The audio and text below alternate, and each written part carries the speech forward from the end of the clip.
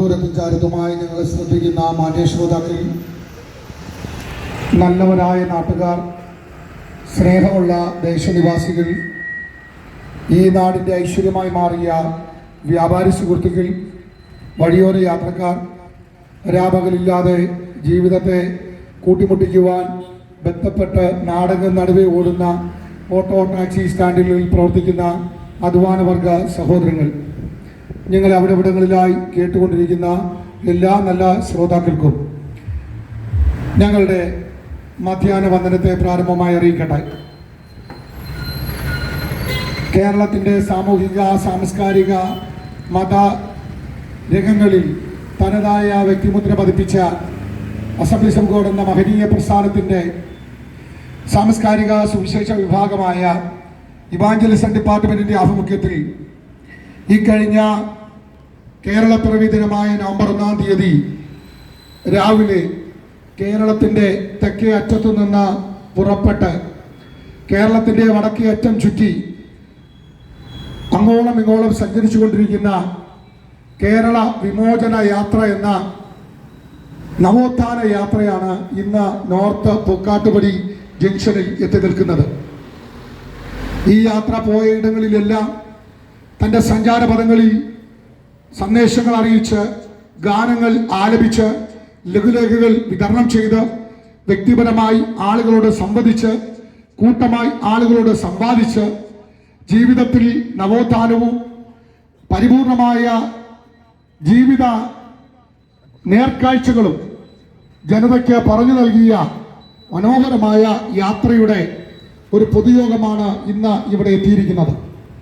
ഈ യാത്രയ്ക്ക് ഈ എറണാകുളം ദേശം ഞങ്ങൾക്ക് നൽകുന്ന സ്വീകരണങ്ങൾക്ക് ഞങ്ങൾ നന്ദി പറയുന്നു.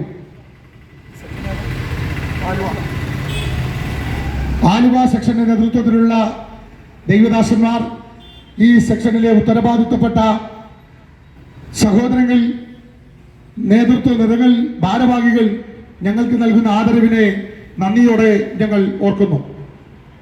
ഇവാഞ്ചലിസം ഡിപ്പാർട്ട്മെന്റിന്റെ കേരള യാത്രയുടെ അമരക്കാരൻ റവറൻ ജെ ജോൺസൺ അവറുകൾ, തന്നോടൊപ്പം പ്രവർത്തിക്കുന്ന കരുത്തുറ്റ, മികവുറ്റ, ശ്രേഷ്ഠന്മാരായ പ്രഭാഷകർ, ക്രൈസ്തവ കൈരളിയുടെ അനുഗ്രഹീതരായ ഗായകർ, നീണ്ടു നിൽക്കുന്ന ഒരു വലിയൊരു ടീമാണ് ഈ യാത്രയിൽ അനുധാവനം ചെയ്തുകൊണ്ടിരിക്കുന്നത്.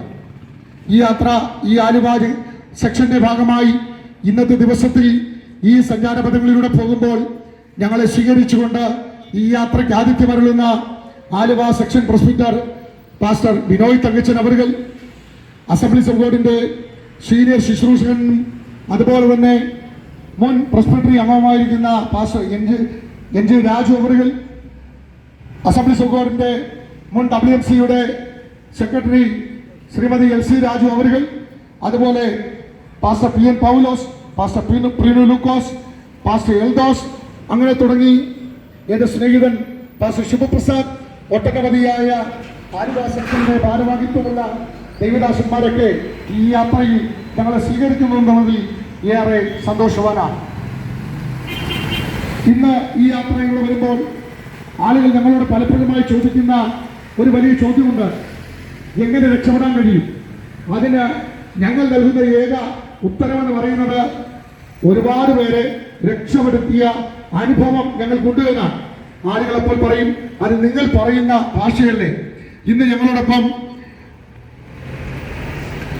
ഭാരതത്തിന്റെ നർക്കോട്ടിക് വിഭാഗത്തിൽ ഉന്നതമായ ഒരു ഉദ്യോഗ തലങ്ങളിൽ സേവനമനുഷ്ഠിക്കുന്ന ദീർഘവർഷങ്ങൾ നർക്കോട്ടിക് വിഭാഗത്തിൽ അതിന്റെ പല പോസ്റ്റുകളിൽ ചുമതല വഹിച്ച പ്രിയ പ്രിൻസാർ ഞങ്ങളോടൊപ്പമുണ്ട്. കഴിഞ്ഞ 2 സന്ദേശങ്ങൾ പ്രിയ പ്രിൻസാറാണ് പ്രസംഗിച്ചത്. സാറിന് ഒരു റെസ്റ്റ് കൊടുക്കാനാണ് ഇപ്പൊ ഞാൻ പ്രസംഗിക്കുന്നത്. ഒരുപക്ഷെ സാറ് ഇന്ന് ഇവിടെ പ്രസംഗിക്കാനായിട്ട് വന്നിരുന്നെങ്കിൽ സാർ 100 കാര്യങ്ങൾ പറഞ്ഞു പോയനെ. കാരണം തന്റെ അനുഭവത്തിൽ നിന്ന് ദീർഘവർഷത്തെ സേവനത്തിന്റെ അടിസ്ഥാനത്തിൽ പല ആളുകളോട്, പല വ്യക്തികളോട്, ഇന്നത്തെ തലമുറയോട് സംവാദിക്കുമ്പോൾ, അവരോട് ഇടപെടുമ്പോൾ, അവരുടെ പ്രശ്നങ്ങൾ കേൾക്കുമ്പോൾ അതിന്റെ ആഴം എത്ര വലുതാണ്, അതിനെ നമുക്ക് കൈകാര്യം ചെയ്യാൻ പറ്റാത്ത വിധത്തിൽ അവർക്കുള്ള പ്രശ്നങ്ങൾ ഭയങ്കരമാണെന്ന് ഞങ്ങൾ തിരിച്ചറിയുകയാണ്. ഇതെല്ലാം തിരിച്ചറിഞ്ഞിട്ടാണ് ഞങ്ങൾ പറയുന്നത് മാറ്റം വരുത്താൻ കഴിയും, മാറ്റം വരും, മാറ്റമുണ്ട്, മാറ്റത്തിന് സാധ്യതയെന്നല്ല മാറ്റം ഉറപ്പാണ് എന്ന് തന്റെ ഇടത്തോടെ പറയാൻ ഞങ്ങൾക്ക് ആകുന്നത്. പ്രിയരെ, ലഹരി എന്നത് ഒരു മനുഷ്യന്റെ ഉള്ളിൽ കുടികൊള്ളുന്ന ഒരു വാസനയാണ്, അതൊരു കലയാണ്, അതൊരു സ്വഭാവമാണ്, അതൊരു ജീവിതചര്യയാണ്. ഒരുപക്ഷെ അറിഞ്ഞോ അറിയാതെയൊക്കെ ആളുകൾ ലഹരിക്ക് അടിമയായി മാറാറുണ്ട്. സ്വാഭാവികമായിട്ടും നമ്മുടെ നാട്ടുപ്രദേശത്തൊക്കെ വെച്ച് നോക്കിയാൽ പണ്ടത്തെ ലഹരി എന്ന് പറയുന്നത് ഒരു കുപ്പി ചാരായമോ ഒരു കുപ്പി കള്ളോ, കുറച്ചുകൂടെ കഴിഞ്ഞപ്പോ ബിവറേജസിൽ നിന്ന് കിട്ടുന്ന ഒരു കുപ്പി കളർ വെള്ളമോ, അങ്ങേയറ്റം പോയ തമ്പാക്കോ നിജാബാക്കോ അല്ലെങ്കിൽ പാൻ പരാഗോ പാൻ മസാലയോ അങ്ങനെ എന്തെങ്കിലുമൊക്കെ ആയിരുന്നു. ഇതൊക്കെയായിരുന്നു ഒരു കാലത്ത് ലഹരി എന്നത്. എന്നാൽ ഇന്ന് ലഹരിയുടെ സ്വഭാവം മാറി. ഞങ്ങൾ രാസലഹരിയെന്നോ സിന്തറ്റിക് ലഹരിയെന്നോ പേരിലാണ് ഇന്നത്തെ ലഹരി പദാർത്ഥങ്ങൾ അറിയപ്പെടുക.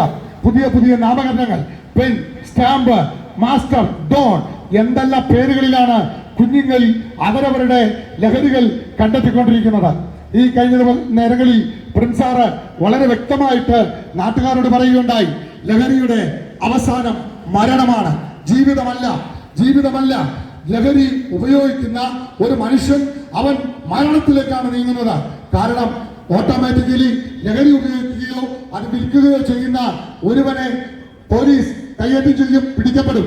അവൻ പിടിക്കപ്പെട്ടാൽ നർക്കോട്ടിക് വിഭാഗത്തിൽ അടയ്ക്കപ്പെടും. അവിടെ ചെന്ന് കഴിഞ്ഞാൽ അതിന്റെ നൂലാമാലകളിലെല്ലാം കടന്നു കയറി അവൻ അവസാനം ജയിലിൽ ചെന്ന് ചാടും. അവിടെ ചെന്നിട്ട് തിരിച്ചു വന്നാലോ അവനൊരു വിലയും നിലയും കാണത്തില്ല, അവൻ മരിക്കുക എന്ന് വർത്തിയുള്ളൂ. അല്ലാത്ത പക്ഷമോ ലഹരി ഉപയോഗിച്ച് ഏറ്റവും ഒടുവിലായി അത് അവന്റെ ശരീരത്തിൽ പിടിക്കാതെ വരുമ്പോൾ അവൻ സ്വാഭാവികമായിട്ടും മരിക്കുകയാണ് പതിവ്. അതിനർത്ഥം എങ്ങനെ വന്നാലും മരണം ഉറപ്പാണ്. അർത്ഥം ലഹരി ഉപയോഗിക്കുന്ന ഒരു തലമുറ മരണത്തിലേക്കാണ് യാത്ര ചെയ്യുന്നത്. എന്നാൽ അതിൽ ഒരു മാറ്റം വേണം. ആളുകൾക്ക് മാറ്റം അനുവദിക്കപ്പെടണം, ആളുകൾ മാറണം. അതിനു വേണ്ടിയിട്ടാണ് ഞങ്ങൾ ഈ പ്രഭാഷണം നടത്തിക്കൊണ്ടിരിക്കുന്നത്. എന്റെ പ്രിയ സ്നേഹിതരെ, ചിലരൊക്കെ പറയും, അടാ ഈ ലഹരി ഉപയോഗിച്ചത് കൊണ്ട് ഞങ്ങൾ എന്നാ കുഴപ്പമാ, നഷ്ടം വല്ലതുണ്ടോ, നിങ്ങൾക്ക് വല്ല കുഴപ്പമുണ്ടോ? എന്റെ പ്രിയരെ, നഷ്ടമുണ്ടെന്നേ, നഷ്ടമുണ്ട്. എന്തുകൊണ്ട് നഷ്ടമുണ്ട്? അർത്ഥം കുറ്റവാളികത്തിൽ ഇന്ന് പണ്ടത്തെ കാലത്തില് ഒരു വീട്ടില് 4 പിള്ളേരൊക്കെ സ്വാഭാവികമാണ്. ഇവിടെ നിൽക്കുന്ന പ്രായമുള്ളവരൊക്കെ ചോദിച്ചാൽ നിങ്ങൾ എത്രാമത്തെ പോനാ, അത് 4-മത്തെയാ, എത്രാമത്തെയാ, 6-മത്തെയാ, ചിലരോട് ചോദിച്ചാൽ 8-മത്തെ എന്ന് പറയും. ഇപ്പോഴോ ആറ്റുകൊച്ചുണ്ടായുണ്ടി എന്ന് പറയുന്നത് പോലെ ഒരെണ്ണമായിരിക്കും ആകെ ഒരു വീട്ടിലുള്ളത്, ചിലപ്പോൾ 2 എണ്ണം, അങ്ങേയറ്റമാണ് 2 എണ്ണം. അതിനപ്പുറം പോയാൽ ആളുകൾ ആക്ഷേപിക്കും, ഇവർക്ക് വേറെ പണിയൊന്നുമില്ലേ എന്നായിരിക്കും ആളുകൾ ചോദിക്കുക. അർത്ഥം ആളുകൾക്ക് 1-2 മക്കൾ അത്രേ ഉള്ളൂ. പക്ഷേ കേൾക്കുക, ആ മക്കൾ ഇന്ന് നമ്മൾ സ്കൂളിലേക്ക് പറഞ്ഞു വിടുന്നു. അവരെ പഠിപ്പിക്കാൻ അവർ പഠിച്ച് ഒരു വലിയ എഞ്ചിനീയറോ ഡോക്ടറോ IT കാരനോ ഏതെങ്കിലും ഉദ്യോഗസ്ഥനോ ഒക്കെയായി അവരുടെ പ്രതീക്ഷയായി മാറണം, ഇതാഗ്രഹം. പക്ഷെ എന്താ പറ്റിയേ? അവൻ അവിടെ ചെന്ന് പഠിച്ചു, എങ്ങോട്ടെങ്കിലും പോയി, എവിടെയെങ്കിലും ഇച്ചിരി ലഹരി കിട്ടി, അത് വലിച്ച് പിന്നെ അവന്റെ ജീവിതം ആ ലെവലിൽ പോയി. ഏറ്റവും ഒടുവിലായി മാതാപിതാക്കൾക്ക് തലവേദനയായി, വേദനയോടെ നാട്ടിലേക്ക് തിരിച്ചു വരാൻ പോലും കഴിയാതെ തലകുനിച്ചു നടക്കുന്ന ഒത്തിരി അമ്മയപ്പന്മാരെ ഞാൻ കണ്ടിട്ടുണ്ട്. ഇതിന്റെ വെളിച്ചത്തിലാണ് പറയുന്നത്, ഒരു മാറ്റം അനിവാര്യമാണ്. ഞങ്ങൾ കഴിഞ്ഞ കുറച്ച് നാളുകൾക്ക് മുമ്പ് പാമ്പാടിക്കപ്പുറം കിളങ്ങൂർ എന്ന ഒരു സ്ഥലത്ത് ഞങ്ങളൊരു പരിശോധന പ്രഭാഷണത്തിനായി ഞങ്ങൾ പോയി. അവിടെ ഒരു ഫ്ലക്സ് വെച്ചിട്ടുണ്ട്. ആ ഫ്ലക്സിൽ ഒരു പിതാവിന്റെയും മാതാവിന്റെയും ആദരാഞ്ജലി വെച്ചിരിക്കുക. ഞങ്ങൾ ആ ബോർഡ് കണ്ടപ്പോ ഒരു വിഷമം, 2 പേർ ഒന്നിച്ചു മരിച്ചാണല്ലോ. അവിടെയുള്ള ആളുകളോട് ചോദിച്ചു, എന്നാ പറ്റില്ല ഇവർക്ക്? അവർ പറഞ്ഞു, വേണ്ട കാണുന്ന ആ വലിയൊരു കോംപ്ലക്സ് ഉണ്ടല്ലോ, അതിന് താഴെ കാണുന്ന ആ കട ഇവരുടേതായിരുന്നു, നല്ല മനുഷ്യരായിരുന്നു. അവർ ചോദിച്ചു, എങ്ങനെ മരിച്ചത്? ചിലപ്പോൾ ആക്സിഡന്റോ ചിലപ്പോൾ എന്തെങ്കിലും ആപത്കരമായ എന്തെങ്കിലും അവസ്ഥകളോ രോഗങ്ങളോ അറിയത്തില്ലല്ലോ. പക്ഷേ അവർ പറഞ്ഞ മറുപടി കേൾക്കണമോ? അവർ കഴിഞ്ഞ നാള് ആത്മഹത്യ ചെയ്തവരാണ്, അതുകൊണ്ടാണ് അടക്കം കഴിഞ്ഞതേ ഉള്ളൂ. കാരണം ചോദിച്ചപ്പോൾ അവർക്കൊരേ ഒരു മോനേ ഉള്ളൂ, നല്ല കടയാ. ആദ്യം ഒരു ചെറിയൊരു കടയായിരുന്നു, അത് വർദ്ധിച്ചു, വലുതായി, കോംപ്ലക്സ് ആയി, ഗോഡൌണായി, ഭയങ്കര സെറ്റപ്പാ. ഒറ്റ മോൻ, അവനെ പഠിപ്പിച്ചു, 16 വയസ്സ് പ്രായം, പഠനമൊക്കെ കഴിഞ്ഞു. അവൻ ഏതോ ഒരു സ്കൂളിൽ പഠിക്കണമെന്ന് അവനെ പറഞ്ഞു. അവന്റെ ഇഷ്ടത്തിന് ലക്ഷക്കണക്കിന് രൂപ അവരെ ഡൊണേഷൻ നൽകി അവനെ അവിടെ പഠിപ്പിക്കാൻ പോയി. ആദ്യമൊക്കെ സൂപ്പറായിരുന്നു, കുഴപ്പമൊന്നുമില്ല, നല്ല പയ്യൻ, നല്ല പഠനം, അടിപൊളിയ. അവൻ പറയുന്ന എല്ലാം സാധിപ്പിച്ചു കൊടുക്കാൻ അപ്പനും അമ്മയ്ക്ക് തയ്യാർ. പുതിയ ഡൂക്ക് വണ്ടി അവനെടുത്തു കൊടുത്തു. കേൾക്കണമോ? അടിപൊളിയായി പൊക്കോണ്ടിരുന്ന പയ്യൻ ഒരു ദിവസമായപ്പോ അവൻ വീട്ടിൽ വന്നു. മിണ്ടാട്ടോ ഇല്ല, വർത്താനം ഇല്ല. നേരെ റൂമിന്റെ മുകളിൽ എത്തുന്ന റൂമിൽ കയറി കിടക്കുന്നു. അവിടെ നിന്ന് താഴെ ഇറങ്ങി വരുന്നു. കഴിക്കാൻ ആഹാരം വെച്ച് വിളിച്ചു, വേണ്ട. അപ്പോ അപ്പനോടൊപ്പം ഇരുന്ന് അവൻ ആഹാരം കഴിക്കാൻ ബുദ്ധിമുട്ടാ, അവന് പറ്റത്തില്ല, നടക്കത്തില്ല, എനിക്ക് വേണ്ട. പക്ഷേ അവർ വിചാരിച്ചു പഠനത്തിന്റെ സ്ട്രെസ്സോ അല്ലെങ്കിൽ ഒത്തിരി ബുദ്ധിമുട്ടുകളൊക്കെ ഉണ്ടല്ലോ, അതിനൊക്കെ ആയിരിക്കും എന്ന് കരുതി അവര് വെറുതെ വിട്ടു. കേൾക്കണമോ പ്രിയരെ? കുറച്ചുകൂടെ കഴിഞ്ഞപ്പോൾ അവന്റെ സ്ഥിതി മാറി, നിലമാറി, മിണ്ടാതെയായി, പല കാര്യങ്ങൾ ചോദിക്കുന്ന ദേഷ്യത്തിലായി. അമ്മയെ വന്ന് കെട്ടിപ്പിടിച്ച്, അമ്മേ അല്ലെങ്കിൽ അച്ഛനെ ഇറങ്ങാൻ നേരത്തിന് കെട്ടിപ്പിടിച്ച്, അച്ഛാ എനിക്ക് 10 രൂപ വേണമെന്ന് യാചിക്കുന്ന ചെറുക്കൻ, കെഞ്ചുന്ന ചെറുക്കൻ, കുനിഞ്ഞു നിന്ന് അപേക്ഷിക്കുന്ന ചെറുക്കൻ അപ്പനോട് എനിക്ക് ഇത്ര വേണം. അവൻ പിന്നെ കൽപ്പിക്കാൻ തുടങ്ങി. അവൻ പിന്നെ വീട്ടിലെ രാജാവായി, വീട്ടിലെ ചക്രവർത്തിയായി. അവൻ പറയുന്നത് കേട്ടില്ലെങ്കിൽ അവൻ കയ്യിലിരിക്കുന്ന സാധനങ്ങൾ അവിടെയുള്ള ഡൈനിങ് ടേബിളിലേക്ക് എറിയുന്നു. താഴെ ഇരിക്കുന്ന സോഫാ സെറ്റിലേക്ക് അവൻ കാലുകൊണ്ട് തൊഴിക്കുന്നു. പിന്നെ വീട്ടിലെ പുക്കാറായി, ബഹളമായി.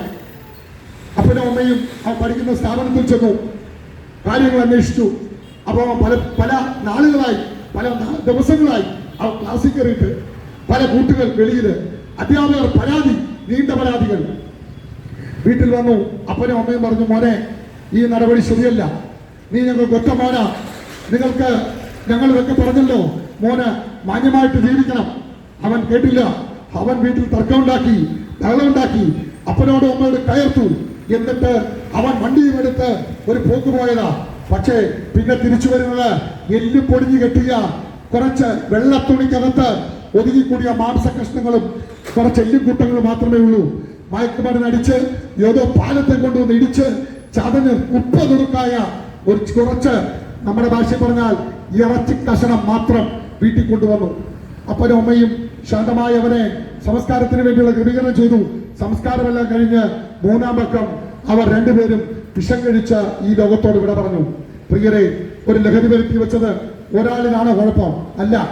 ഒരു വ്യക്തിക്കാണോ നഷ്ടം? അല്ല. ഒരു കുടുംബം മുഴുവൻ ഇല്ലായ്മയാക്കപ്പെട്ടു.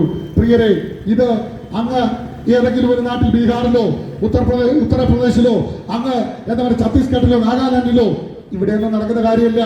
സമ്പൂർണ്ണ സാക്ഷരതയുള്ള, സാംസ്കാരിക പൈതൃകമുള്ള, ലോകത്തിൽ ദൈവത്തിന്റെ സ്വന്തം നാട് എന്ന വിളിപ്പേരുള്ള നമ്മുടെ നാട്ടിലാണ് ഇതെല്ലാം നടക്കുന്നത്. ഈ അവസ്ഥയ്ക്ക് മാറ്റം വരണം. ഇത് സ്വാഭാവികമായ കാഴ്ചകൾ ആയി മാറുക. പല വീടുകളിലും ഇങ്ങനെയാ. പണ്ടൊക്കെ പിള്ളേരൊക്കെ മര്യാദക്കാരാ, ഇപ്പോ പിള്ളേരോ ഏറ്റവും മോശമായിട്ട് വന്നുകൊണ്ടിരിക്കുക. ഒന്നിന് പറഞ്ഞ് രണ്ടാമത്തതിന് ചാകാൻ പോകുന്നു, കയറെടുക്കുന്നു, എന്തെല്ലാം ബഹളങ്ങളാ. അപ്പനും അമ്മ പേടിച്ചാ ജീവിക്കുന്നേ. പണ്ടൊക്കെ ആണെങ്കിൽ പിള്ളേരോട് പറയും, അപ്പം വന്നെ അടിക്കും, അമ്മ വന്നെ തല്ലും. ഇപ്പൊ പിള്ളേർ അപ്പനെ അമ്മയും തല്ലും. ആ ലെവലിലേക്ക് മാറി. കാലം മാറിയില്ലേ? അർത്ഥം ഇതെല്ലാം വഷളത്വമുള്ള കാലത്തിന്റെ ലക്ഷണം. ഇവിടെ ഇരിക്കുന്ന ചുമട്ടുതൊഴിലാളി ചേട്ടന്മാരെ കാണുമ്പോൾ എന്റെ അപ്പനെയാ ഓർമ്മ വരുന്നേ. എന്റെ അപ്പനും ഇതുപോലൊരു ചുമട്ടുതൊഴിലാളിയായിരുന്നു. രാവിലെ തൊട്ട് വൈകുന്നേരം വരെ കഷ്ടപ്പെട്ട് വീട്ടിലേക്ക് കടന്നു വരുന്ന എന്റെ അപ്പനെ ഇപ്പോഴും എനിക്ക് ഓർമ്മയുണ്ട്. വീട്ടിൽ തിരിച്ചു വരുമ്പോ എന്നോട് പറയടാ, ഇച്ചിരി കുഴമ്പൊക്കെ എടുത്ത് കൈയും കാലും ഒക്കെ ഇട്ട് ഒന്ന് നിവർത്തിത്താടാ, അത്രയ്ക്ക് ക്ഷീണമാ. പക്ഷേ ഇന്ന് ഞാൻ ഒറ്റവാക്കിൽ പറയട്ടെ, ഇതെല്ലാം കാണുകയും കേൾക്കുകയും ചെയ്യുമ്പോൾ നമ്മുടെ തലമുറകളും ഇതുവഴി പോയാൽ എങ്ങനെ? ഇതിനൊരു ശമനം വേണം. ഇതിനെയാണ് ഞങ്ങൾ മാറ്റത്തിന് വേണ്ടി ഈ സന്ദേശം ഇവിടെ പറയാൻ ആഗ്രഹിക്കുന്നത്. പ്രിയരെ, എവിടെയാണ് മാറ്റം? ഇവിടെയുള്ള ആളുകൾക്ക് എങ്ങനെ മാറ്റം കിട്ടും? ലഹരിയിൽ എങ്ങനെ മാറ്റം പറ്റും? ഒറ്റ വാചകം. ഈ ലഹരി മാറ്റണമെന്ന് പലർക്കും ആഗ്രഹം, നിർത്തണമെന്ന് ആഗ്രഹം, വേണ്ട എന്ന് ചിന്ത. പക്ഷെ പറ്റണില്ലെന്നേ. എന്തുകൊണ്ട് പറ്റണില്ല? അതിനർത്ഥം അത് കാർന്ന് തിന്നുകൊണ്ടിരിക്കുകയല്ലേ. അതിനർത്ഥം എന്ന് പറഞ്ഞ ഒറ്റ വാചകത്തിൽ ഇവിടെ പല കടകളിൽ ലൈറ്റൊക്കെ കത്തുന്നു, ഫാനൊക്കെ കറങ്ങുന്നു, AC വർക്ക് ചെയ്യുന്നു. പക്ഷെ ഒറ്റ നിമിഷം കൊണ്ട് ഇതെല്ലാം നിന്നാലോ? അവർ പറയും ഇവിടെ കറണ്ട് പോയി. പക്ഷെ കറണ്ട് ആരും കണ്ടിട്ടില്ല. പക്ഷേ ഇവയെ ചലിപ്പിക്കുന്ന, ഇവയെ പ്രവർത്തിപ്പിക്കുന്നത് ഒരു ശക്തിയാണ്. ആ ശക്തിയുടെ പേരാണ് കറണ്ട്. അങ്ങനെയാണെങ്കിൽ ഒറ്റ വാചകത്തിൽ പറയാം, മനുഷ്യനെ തിന്മയിലേക്ക് നയിക്കുന്ന, തെറ്റിലേക്ക് നയിക്കുന്ന, ദോഷത്തിലേക്ക് നയിക്കുന്ന അകൃത്യത്തിലേക്ക് നയിക്കുന്ന, അരാജകത്വത്തിലേക്ക് നയിക്കുന്ന ഒരു ശക്തിയുണ്ട്. ആ ശക്തിയുടെ പേര് ലോകം വിളിക്കുന്ന, മതങ്ങൾ വിളിക്കുന്ന, സാംസ്കാരിക നായകന്മാർ വിളിക്കുന്ന, നവോത്ഥാന നായകന്മാർ വിളിക്കുന്ന, പണ്ഡിതന്മാർ വിളിക്കുന്ന, ലോകത്തിൽ ഋഷി വര്യന്മാർ വിളിക്കുന്ന, മതങ്ങൾ വിളിക്കുന്ന, മതപുസ്തകങ്ങൾ വിളിക്കുന്ന പേര് പാപം എന്നാണ്. പ്രിയരെ, പാപം മനുഷ്യനിലുണ്ടോ? അവൻ തെറ്റുകാരനാണ്, അവൻ തിന്മ പ്രവർത്തിക്കും. പക്ഷേ പാപത്തിന് മറുമരുന്ന് വേണ്ടേ? പാപത്തിന് എന്തെങ്കിലും മാറ്റം വേണ്ടേ? അതിന് മനുഷ്യൻ ഓടി നടക്കുന്നു. പാപത്തിന് മരുന്നായി മനുഷ്യൻ പല കണ്ടുപിടുത്തങ്ങളും നടത്തി. പക്ഷെ ഇന്ന് വരെ പാപത്തിനൊരു മരുന്ന് കണ്ടുപിടിച്ചിട്ടില്ല. പാപത്തിനൊരിടം അവർ കണ്ടുപിടിച്ചിട്ടില്ല. പാപത്തിനായി ഒരു സ്ഥലം കണ്ടുപിടിച്ചിട്ടില്ല. പാപമില്ലാത്ത ഒരു വീട് അവർ കണ്ടുപിടിച്ചില്ല. പാപമില്ലാത്ത ഒരു ലോകം ആരും കണ്ടുപിടിച്ചില്ല. പിന്നെ എങ്ങനെയാ പാപത്തിന് മറുമരുന്ന് കിട്ടുക?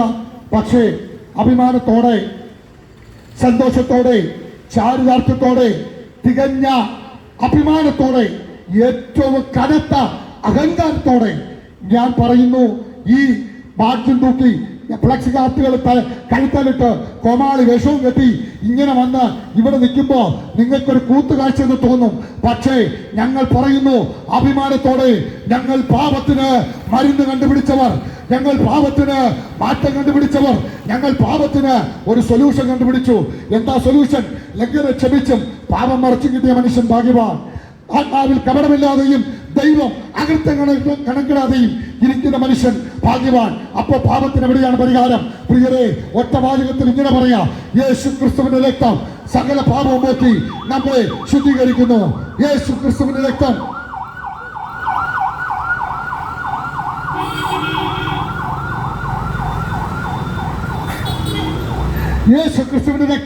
സകല പാപം പോക്കി നമ്മെ ശുദ്ധീകരിക്കുന്നു.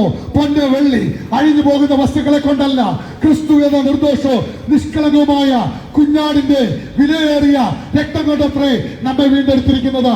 അപ്പോഴാളുകൾ പറയും, അങ്ങനെയാണോ? യേശുവാരാണ്?